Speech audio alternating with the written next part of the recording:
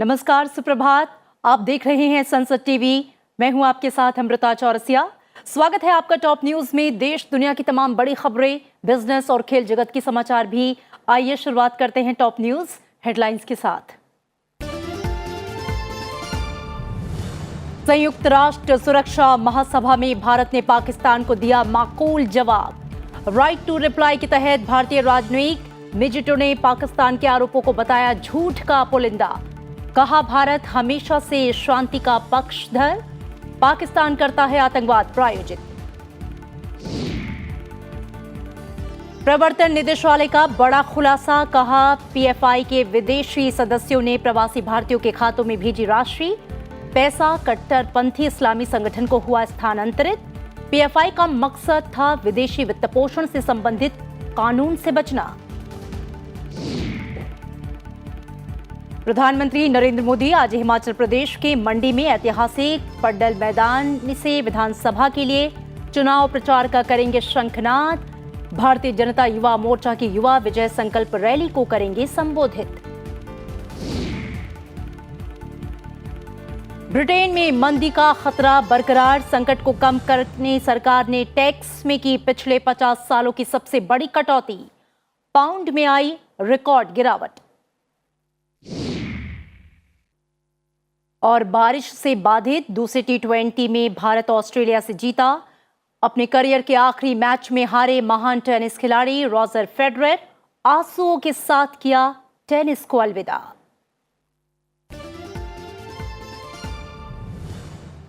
और आइए अब खबरें विस्तार से।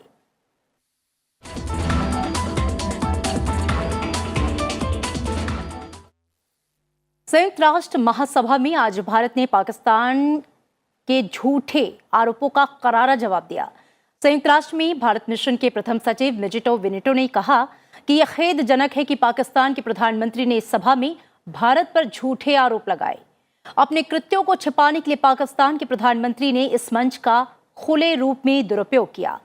पाकिस्तान के प्रधानमंत्री ने कहा कि एक देश जो दावा करता है कि वो अपने पड़ोसियों के साथ शांति चाहता है, वो कभी भी सीमा पार आतंकवाद को प्रायोजित नहीं करेगा और न ही मुंबई आतंकवादी हमले के योजनाकारों को आश्रय देगा। आपको बता दें कि पाकिस्तान के प्रधानमंत्री शहबाज शरीफ ने इस मंच से कश्मीर का मुद्दा उठाते हुए इसके लिए भारत को जिम्मेदार बताया था। संयुक्त राष्ट्र में भारत मिशन के प्रथम सचिव ने क्या कुछ कहा है, आइए आपको सुनाते हैं। It is regrettable that the Prime Minister of Pakistan has chosen the platform of this august assembly to make false accusations against India. He has done so to obfuscate misdeeds in his own country and to justify actions against India that the world considers unacceptable. A polity that claims it seeks peace with its neighbors would never sponsor cross-border terrorism, nor would it shelter planners of the horrific Mumbai terrorist attack, disclosing their existence only under pressure from the international community. Such a country would not make unjustified and untenable territorial claims against neighbors. It would not covet their lands and seek to illegally integrate them with its own. But it is not just about the neighborhood that we have heard false claims today. It is about human rights, about minority rights, and about basic decencies. When young women in the thousands from the minority community are abducted as an SOP, what can we conclude about the underlying mindset? Mr. President, the desire for peace, security, and progress in the Indian subcontinent is real. It is also widely shared, and it can be realized. That will surely happen when cross-border terrorism ceases, when governments come clean with the international community and with their own people, when minorities are not persecuted, and, not least, when we recognize these realities before this assembly. I thank you. और आइए सीधा रुख करेंगे मेरे सहयोगी अखिलेश सुमन का। अखिलेश, संयुक्त राष्ट्र महासभा में जिस तरीके से पाकिस्तान को जवाब दिया गया वो कितना महत्वपूर्ण था, क्योंकि पाकिस्तान अपने खोखले जो वो दावे करता है उन पर एक बार फिर से बेनकाब हुआ। हाँ, देखिए निश्चित तौर पे अमृता, जब भी कोई ऐसा मौका होता है, खास करके यूनाइटेड नेशन जनरल असेंबली की जब महासभा होती है, उस समय पाकिस्तान की एक पुरानी तरकीब है कि उस समय वो जम्मू कश्मीर का मामला उठाते हैं। हम्म। और सिर्फ जम्मू कश्मीर का नहीं बल्कि भारत के खिलाफ बहुत तरह के आरोप और विश्वमन करते हैं जिसका कोई मतलब नहीं होता है। जी। संयुक्त राष्ट्र संघ की जो संस्था है वो होता है कि उसमें द्विपक्षीय मामलों को नहीं उठाने की एक तरीके से कहें कि नियम है, एक तरह की परंपरा है, लेकिन पाकिस्तान लगातार इस परंपरा को तोड़ता है। जी। और इसीलिए यूनाइटेड नेशंस में एक व्यवस्था है कि अगर किसी देश के खिलाफ या किसी देश पर कोई आरोप लगाता है तो उसके उस संबंधित देश को जिसके खिलाफ आरोप लगाया गया उसे राइट टू रिप्लाई मिलता है। और राइट टू रिप्लाई के तहत उसे अब उन बातों की के बारे में बताने की छूट रहती है कि जिन बातों पर किसी देश ने सवाल उठाया है। जी। और इसी राइट टू रिप्लाई के तहत भारत के जो यंग डिप्लोमेट हैं उन्होंने ये बात बताया है कि किस तरह से पाकिस्तान के जो पूरे आरोप है बिल्कुल तथ्यहीन आरोप है और पाकिस्तान अपने यहाँ अपनी कमजोरियों को छुपाने के लिए भारत के खिलाफ लगातार इस मंच का उपयोग करता रहा है। और पाकिस्तान के प्रधानमंत्री शहबाज शरीफ ने न सिर्फ जम्मू कश्मीर का मामला उठाया बल्कि एक बड़ा मामला यूनाइटेड नेशन सिक्योरिटी काउंसिल में रिफॉर्म का जो मुद्दा है जिस पर तकरीबन दुनिया के सभी देशों की सहमति है कि वर्तमान स्थिति के अनुरूप में यूनाइटेड नेशन सिक्योरिटी काउंसिल नहीं है। उस सहमति के खिलाफ भी उन्होंने बोला कि यूनाइटेड नेशन सिक्योरिटी काउंसिल में अगर कोई नया प्रवेश होता है तो यूनाइटेड नेशन सिक्योरिटी काउंसिल की जो स्थिति है वो अच्छी नहीं होगी, खराब हो जाएगी। तो इस तरह की बकवासें किया है शहबाज शरीफ ने। तो निश्चित तौर पे भारत का जो राइट टू रिप्लाई है बहुत ही मौजूद है।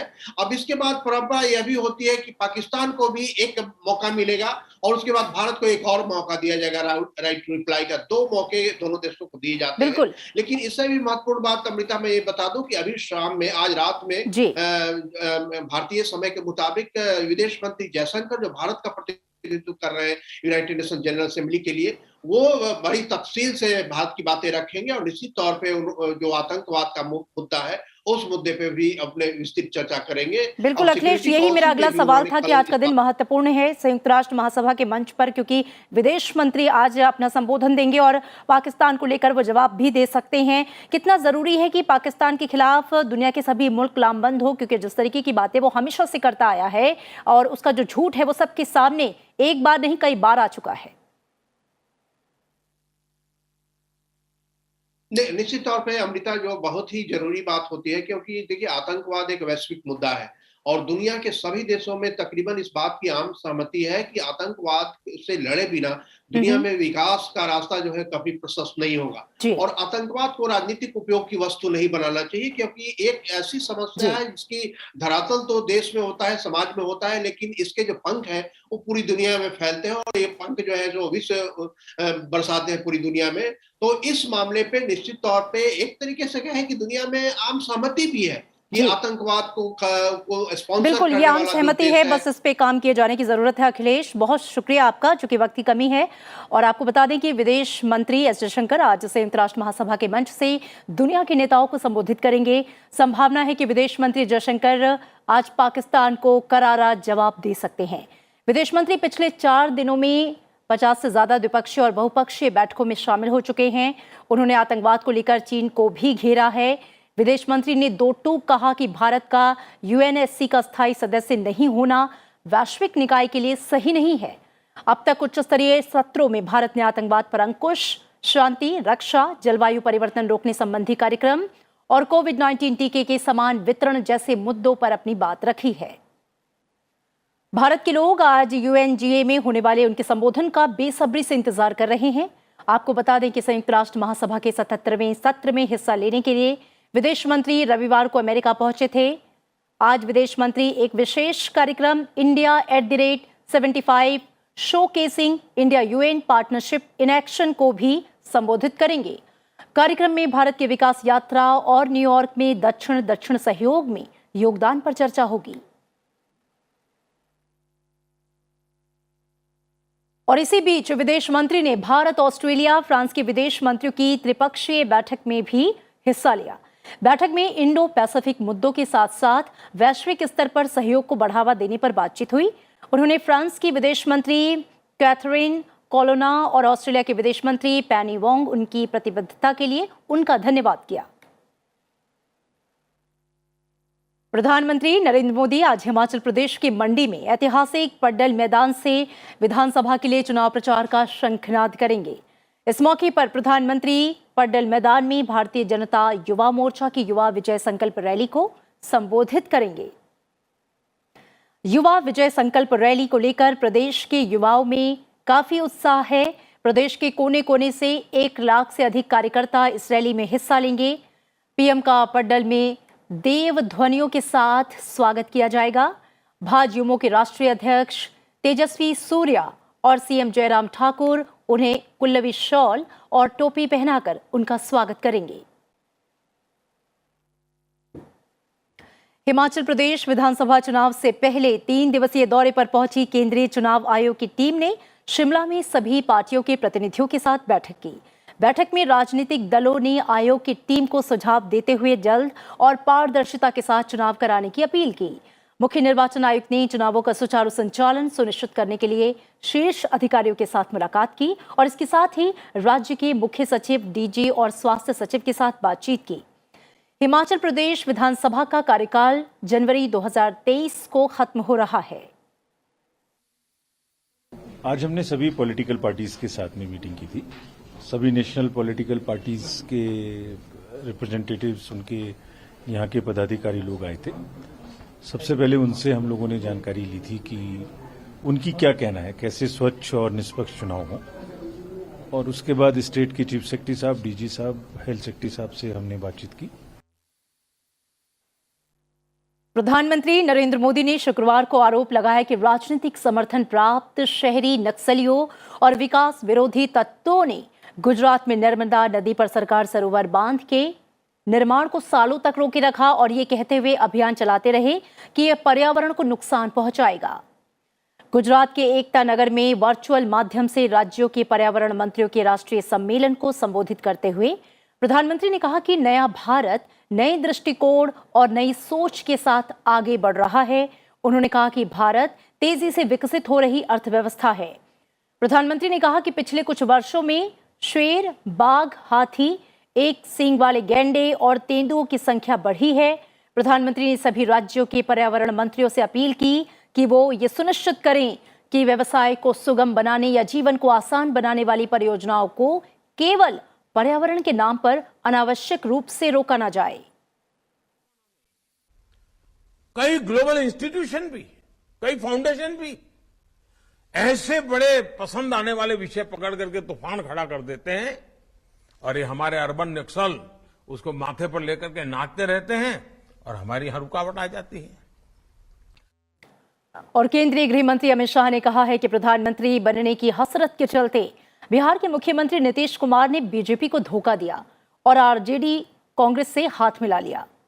उन्होंने आरोप लगाया कि नीतीश कुमार की कोई विचारधारा नहीं, इसलिए उन्होंने जाति आधारित राजनीति के लिए समाजवाद को त्याग दिया। अमित शाह ने कहा कि हम सेवा और विकास की राजनीति में विश्वास रखते हैं, स्वार्थ और सत्ता की राजनीति में नहीं। अमित शाह बिहार के सीमांचल क्षेत्र के 2 दिवसीय दौरे पर हैं।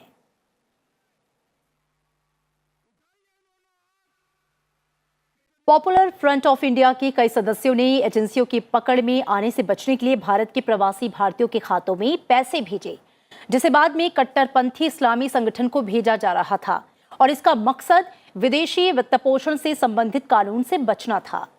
प्रवर्तन निदेशालय का कहना है कि इस नेटवर्क में पीएफआई के संगठित कैडर के अलावा विदेश में बसे कई अनिवासी भारतीय भी शामिल हैं, जो मजहब के नाम पर कट्टरपंथी संगठन को बढ़ावा दे रहे हैं।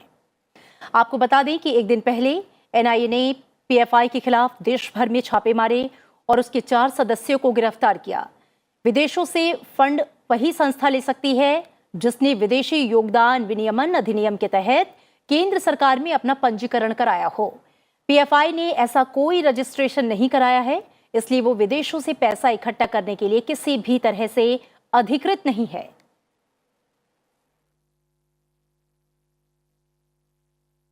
राजस्थान के मुख्यमंत्री अशोक गहलोत ने कहा कि वो निश्चित रूप से कांग्रेस के अध्यक्ष पद का चुनाव लड़ेंगे। पार्टी में एकता पर जोर देते हुए अशोक गहलोत ने कहा कि चाहे जो भी चुनाव जीते, कांग्रेस को मजबूत करने के लिए सभी को साथ मिलकर काम करना होगा। कांग्रेस के नेतृत्व के संदर्भ में राहुल गांधी के एक व्यक्ति एक पद वाले बयान और चुनाव जीतने की सूरत में मुख्यमंत्री के रूप में उनके संभावित उत्तराधिकारी के बारे में पूछे जाने पर गहलोत ने कहा कि मौजूदा पार्टी अध्यक्ष सोनिया गांधी और राजस्थान में पार्टी मामलों के प्रभारी अजय माकन इस संबंध में फैसला लेंगे। कह रहे हमने एक बार फैसला कर लिया कि एक बार कोई गांधी फैमिली का व्यक्ति हम उम्मीदवार नहीं करेंगे, ये उन्होंने स्पष्ट कह दिया है।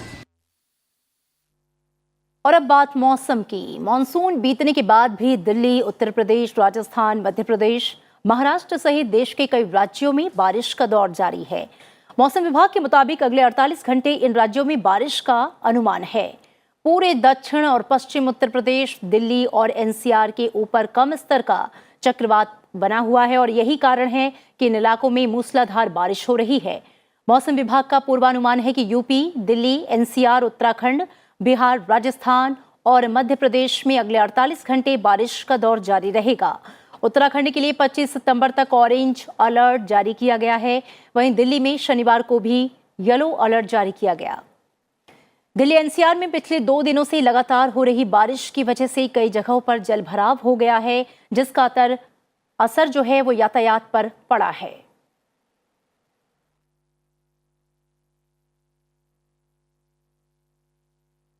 और आइए अब नजर डाल लेते हैं टॉप 10 खबरों पर। उपराष्ट्रपति जगदीप धनखड़ आज सुबह 11 बजे हरिजन सेवक संघ के 90वें स्थापना दिवस के अवसर पर सद्भावना सम्मेलन में शामिल होंगे। उसके बाद दोपहर में वे पंडित दीनदयाल उपाध्याय जीवन दर्शन और सम्यकता नामक पुस्तक का विमोचन करेंगे। केंद्रीय गृह मंत्री अमित शाह आज बिहार के दौरे पर हैं। उनका दूसरा दिन है। वे आज सुबह 9:30 बजे किशनगंज में बूढ़ी काली माता मंदिर में पूजा करेंगे। किशनगंज में एसएसबी कैंपस बीओपी का दौरा करेंगे और भवन का उद्घाटन करेंगे। उसके बाद बीएसएफ कैंप में अधिकारियों के साथ बैठक करेंगे। दिल्ली विश्वविद्यालय आज से छात्रों के लिए प्लेसमेंट ड्राइव आयोजित कर रहा है। उम्मीदवार प्लेसमेंट ड्राइव के लिए डीयू की आधिकारिक वेबसाइट du.ac.in के जरिए आवेदन कर सकते हैं। बंबई उच्च न्यायालय ने उद्धव ठाकरे की शिवसेना को शिवाजी पार्क में 5 अक्टूबर को वार्षिक दशहरा रैली के आयोजन की अनुमति दे दी है। उद्धव ठाकरे गुट ने बीएमसी के आदेश को कोर्ट में चुनौती दी थी। शिवसेना नेता आदित्य ठाकरे जनाक्रोश आंदोलन का नेतृत्व करेंगे। पुणे के तालेगांव में वेदांता फॉक्सकॉन सेमीकंडक्टर संयंत्रों को पड़ोसी राज्य गुजरात में भेजे जाने से होने वाले नुकसान के खिलाफ ये विरोध प्रदर्शन होगा। हैदराबाद के ईएसआईसी अस्पताल और मेडिकल कॉलेज के डीन एम श्रीनिवास को दिल्ली के अखिल भारतीय आयुर्विज्ञान संस्थान का नया निदेशक नियुक्त किया गया है। असम के मुख्यमंत्री हेमंत बिस्वा शर्मा ने शुक्रवार को अनुसूचित जनजाति की मांग के मुद्दे पर राज्य के 6 नाराज और असंतुष्ट समुदायों के प्रतिनिधियों से मुलाकात की। पॉपुलर फ्रंट ऑफ इंडिया और social democratic party of India के कार्यालयों पर एनआईए की छापेमारी के बाद कर्नाटक में कम से कम 14 लोगों को राजद्रोह के आरोप में गिरफ्तार किया गया। सुप्रीम कोर्ट ने पैगंबर मोहम्मद पर बीजेपी की पूर्व प्रवक्ता नुपुर शर्मा की विवादित टिप्पणियों को लेकर पत्रकार नविका कुमार के खिलाफ दर्ज प्राथमिकियों को एक साथ दिल्ली पुलिस को ट्रांसफर कर दिया। और सेवा पखवाड़ा के तहत अखिल भारतीय दिव्यांग क्रिकेट संघ और भारतीय दिव्यांग क्रिकेट नियंत्रण बोर्ड वाराणसी में आईआईटी मैदान पर भारत और बांग्लादेश के बीच देश के पहले 1 दिवसीय अंतर्राष्ट्रीय 50 ओवर के मैच का आयोजन करेगा। और आइए अब नजर अंतर्राष्ट्रीय सुर्खियों पर। अमेरिकी राष्ट्रपति जो बाइडेन ने ताइवान और यूक्रेन को लेकर चीन के खिलाफ अपने राजनयिक प्रयास को तेज किया है। बाइडेन प्रशासन ने ताइवान के खिलाफ भड़काऊ कार्रवाई को समाप्त करने के लिए चीन पर दबाव बनाने की अपनी कोशिशों को तेज कर दिया। वहीं यूक्रेन के खिलाफ युद्ध में रूस के किसी भी सक्रिय समर्थन के बारे में उसे चेतावनी दी है। विदेश मंत्री एंटनी ब्लिंकन ने न्यूयॉर्क में संयुक्त राष्ट्र महासभा की बैठक में अपने चीनी समकक्ष के साथ दोनों मसलों पर बातचीत की।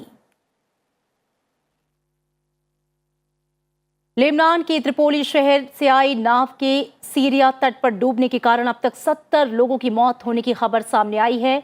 नाव में करीब 120 से 170 यात्री सवार थे और इन यात्रियों में सीरियाई, लेबनानी, फिलिस्तीनी लोग शामिल थे, जिसमें महिलाएं, बच्चे, पुरुष और बुजुर्ग शामिल थे। तलाश और राहत अभियानों में जुटी टीम के मुताबिक अभी तक 70 लोगों के शव बरामद किए जा चुके हैं। इसके अलावा अभी भी तलाशी अभियान जारी है।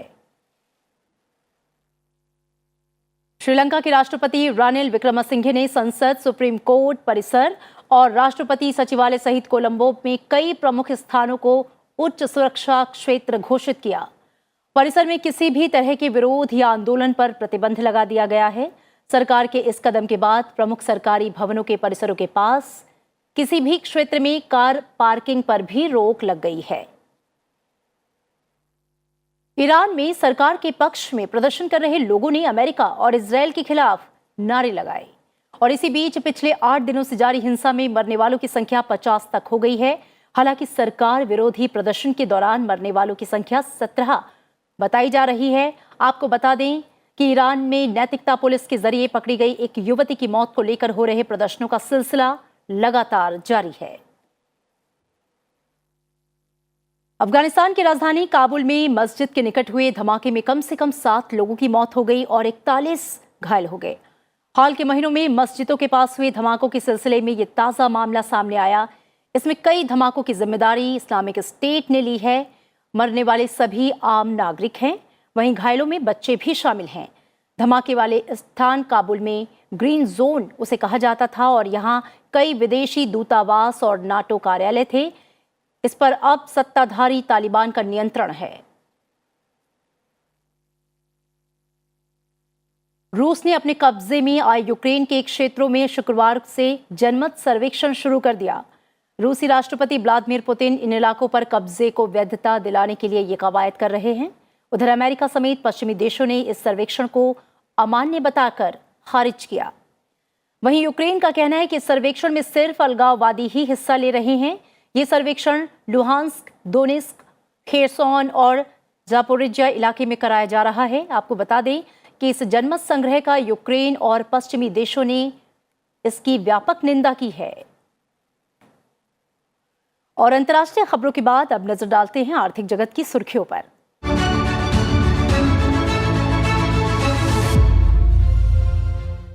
दुनिया भर के केंद्रीय बैंक 5 महीने से लगातार ब्याज दरों को बढ़ा रहे हैं। वहीं महंगाई भी उच्च स्तर पर बनी हुई है। दुनिया के ज्यादातर देशों में महंगाई 8% से ऊपर बनी हुई है। अमेरिका में यह अगस्त में 8.3% रही, यूके में 9.9% और ब्रिक्स देशों में महंगाई दर 8% से ऊपर रही। जानकारों का मानना है कि विकसित देशों से लेकर विकासशील देश उच्च महंगाई से लड़ने के लिए ज्यादा दरों को बढ़ा रहे हैं। अमेरिका सहित चीन, जापान, भारत और अन्य देशों ने 1 से 2% तक दरों को बढ़ाया है। इस महीने भी 1 दर्जन देश दरें बढ़ाने की योजना बना रहे हैं। और ब्रिटेन में लिज ट्रस की अगुवाई वाली नई सरकार ने टैक्स में पिछले 50 सालों में सबसे बड़ी कटौती का ऐलान किया। सरकार के इस ऐलान का असर ब्रिटिश करेंसी पाउंड पर पड़ा है। ब्रिटिश पाउंड पिछले 37 सालों के सबसे निचले स्तर पर पहुंच गया है। एक अमेरिकी डॉलर के मुकाबले एक ब्रिटिश पाउंड की कीमत $1.11 पर पहुंच गई है, जो कि 1985 के बाद का सबसे निचला स्तर है। 1972 के बाद से ये ब्रिटेन की अब तक की सबसे बड़ी टैक्स कटौती है। और आइए अब नजर डाल लेते हैं खेल जगत की बड़ी खबरों पर।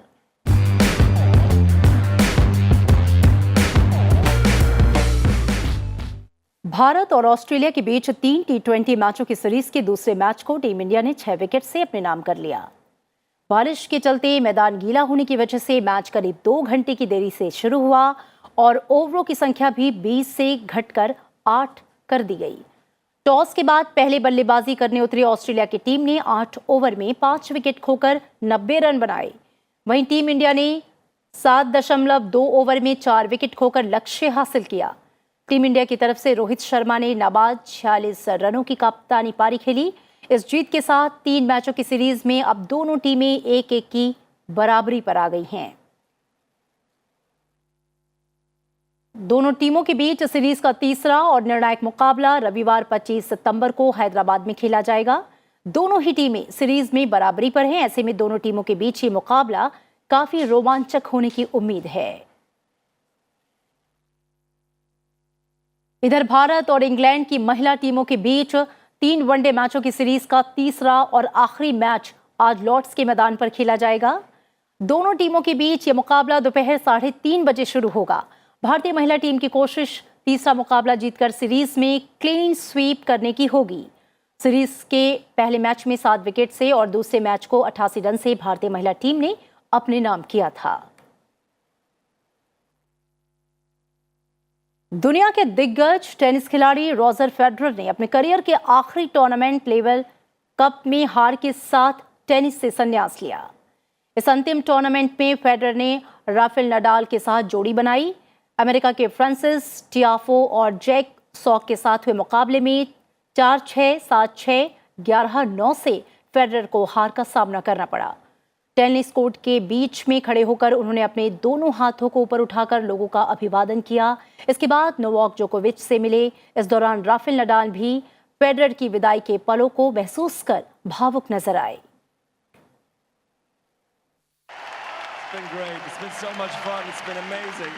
Thank you, everybody. I've had so many people cheer me on, and you guys here tonight means the world.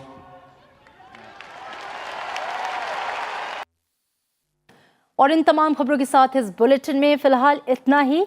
जाते जाते आपको छोड़ जाते हैं आज के दिन के इतिहास के साथ। आप देखते रहिए संसद टीवी। रखिए अपना ख्याल। नमस्कार। 24 सितंबर 2007 को अंतर्राष्ट्रीय क्रिकेट में भारत ने एक नए युग का सूत्रपात किया। भारत ने अंतर्राष्ट्रीय T20 में अपने चीर प्रतिद्वंदी पाकिस्तान को फाइनल में हराकर T20 संस्करण का पहला विश्व कप अपने नाम किया। साउथ अफ्रीका के जोहानिसबर्ग में खेले गए इस फाइनल मुकाबले में भारत ने पहले बल्लेबाजी करते हुए 157 रन बनाए थे। टीम इंडिया के लिए गौतम गंभीर ने 75 रन बनाए। इसके साथ ही इरफान पठान और आरपी सिंह के 3-3 विकेटों के दम पर भारत ने इस फाइनल मुकाबले को अपने नाम किया। बेहतरीन गेंदबाजी के लिए इरफान पठान को मैन ऑफ द मैच मिला।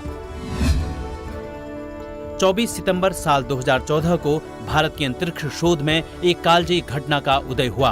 भारत दुनिया का पहला ऐसा देश बना जिसने पहले ही प्रयास में अपना मंगल अभियान पूरा किया। साल 2014 में आज ही के दिन भारतीय अंतरिक्ष एजेंसी इसरो के उपग्रह मंगलयान ने मंगल ग्रह की कक्षा में सफलतापूर्वक प्रवेश किया। भारत की इस ऐतिहासिक उपलब्धि पर अमेरिकी अंतरिक्ष एजेंसी नासा ने भी इसरो को बधाई दी।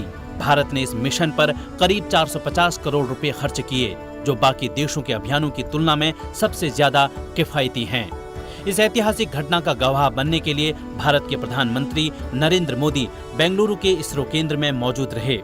मंगलयान को 5 नवंबर 2013 को श्रीहरिकोटा के सतीश धवन अंतरिक्ष केंद्र से PSLV C-25 रॉकेट की मदद से प्रक्षेपित किया गया था। 24 सितंबर साल 1861 को भीकाजी रुस्तम कामा का जन्म बम्बई यानी आज के मुंबई में हुआ था। मैडम कामा के नाम से मशहूर भीकाजी एक स्वतंत्रता सेनानी थीं। भीकाजी ने लंदन, जर्मनी और अमेरिका का भ्रमण कर भारत की स्वतंत्रता के लिए सक्रिय रूप से काम किया। भीकाजी को जर्मनी के स्टटगार्ट नगर में अगस्त 1907 में हुई 7वीं अंतर्राष्ट्रीय कांग्रेस में तिरंगा फहराने के लिए याद किया जाता है। वर्ष 1906 में लंदन में उनकी मुलाकात प्रसिद्ध भारतीय क्रांतिकारी श्यामजी कृष्ण वर्मा, हरदयाल और वीर सावरकर से हुई, जहां लंदन में रहते हुए वह दादा भाई नौरोजी की निजी सचिव भी रहीं। Dadabhai Naoroji British House of Commons का चुनाव लड़ने वाले पहले एशियाई थे। भारत सरकार ने देश के प्रति भीकाजी कामा के समर्पण और योगदान के लिए उनके नाम पर एक डाक टिकट जारी किया।